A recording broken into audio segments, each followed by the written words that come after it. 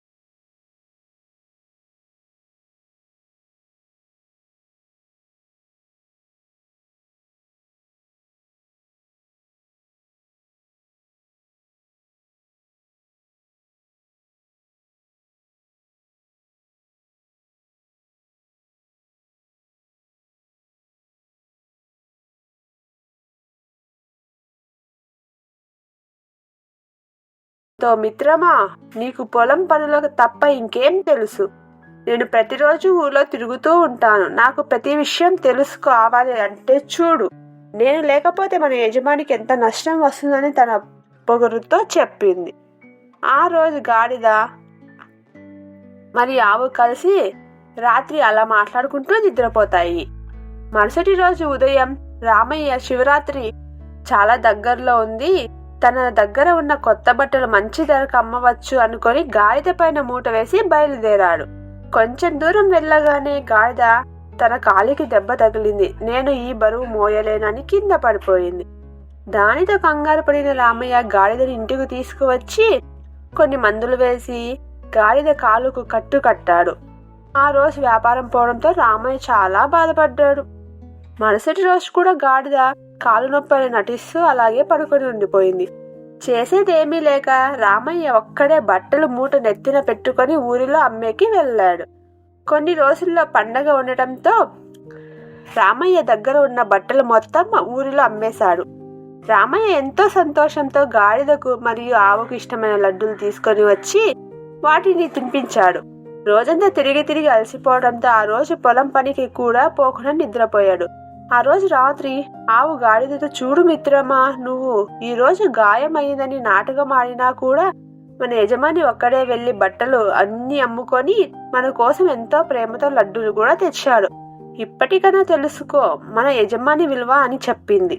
కాని గాడిద మరింత గర్వంతో, ఈ రోజు రామయ్య చాలా తక్కువ బట్టలు తీసుకొని వెళ్ళాడు, అదే నేను అయితే చాలా బట్టలు తీసుకువెళ్లేవాడిని, అలాగే ఇంకా ఎక్కువ అమ్మేవాళ్ళం అని చెప్పింది.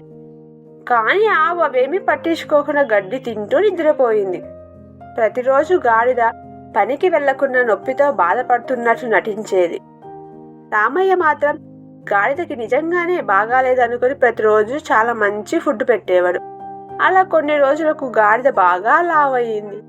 ఆవు మాత్రం ప్రతిరోజు రామయ్యతో పొలంకి వెళ్లి పని చేసి బాగా బలిష్టంగా అయింది. రామయ్య మహాశివరాత్రి రోజు గుడి ముందర బట్టల అంగడి పెట్టి ఆ రోజు తన అంగడిలో ఉన్న సరుకు మొత్తం అమ్మేశాడు. ఆ మహాశివుడు దయ వల్ల తన వ్యాపారం బాగా జరిగిందనుకొని ఇంటికి వెళ్ళాడు. రామయ్య దగ్గర చాలా డబ్బులు ఉండడం చూసిన ఒక దొంగ రామయ్య వెనకాలే తన ఇంటికి వెళ్ళాడు. ఎలాగైనా ఆ డబ్బుని దొంగలం చెయ్యాలి అని ఆ రోజు రాత్రికి అక్కడే దాక్కొని ఎదురు చూస్తున్నాడు. అర్ధరాత్రి 3 గంటలకి రామయ్య బాగా నిద్రలో ఉండడం గమనించిన దొంగ మెల్లగా ఇంటిలోకి వెళ్లేందుకు డోర్ దగ్గరికి వచ్చాడు. దొంగను గమనించిన ఆవు గాడిద గట్టిగా అరిచాయి. ఆ శబ్దంకి ఎవరైనా వస్తారనుకుని పెద్ద కర్ర తీసుకొని ఆవును కొట్టబోయాడు. ఆవు కట్లు విప్పుకొని పక్కకు వచ్చింది. గాడిద బాగా లావుగా ఉండటంతో సరిగ్గా కదలలేకపోయింది. దానితో దొంగ కర్రతో గాడిదని గట్టి కొట్టాడు. దానితో గాడిద పెద్దగా శబ్దం చేసింది. ఆ శబ్దంకి రామయ్య నిద్ర లేచి దొంగని చూసి గట్టిగా అరిచాడు. ఆవు కూడా దొంగని తన కొమ్ములతో పొడిచింది. ఆ దెబ్బకు దొంగ పారిపోయాడు. రామయ్య మళ్ళీ ఆవును కట్టేసి లోపలికి వెళ్లి నిద్రపోయాడు. ఆవు గాడిదతో చూసావా మిత్రమా, నువ్వు ప్రతిరోజు పని చెయ్యకుండా తింటూ కూర్చున్నావు, ఈరోజు దొంగ చేతిలో దెబ్బలు తిన్నావు అని చెప్పడంతో గాడిద సిగ్గుతో, అవును మిత్రమా, నిన్ను చాలా పెద్ద తప్పు చేశాను. నా గర్వంతో పని చేయకుండా తిని లావు అయ్యావు. ఈరోజు దొంగ చేతిలో దెబ్బలు తిన్నాను అని బాధపడింది. ఆ రోజు నుండి ప్రతిరోజు క్రమం తప్పకుండా గాడిద రామయ్యతో కలిసి పనికి వెళ్ళేది. నమస్తే పిల్లలు, మీకు ఈ కథ నచ్చితే లైక్ చేసి సబ్స్క్రైబ్ చేయండి.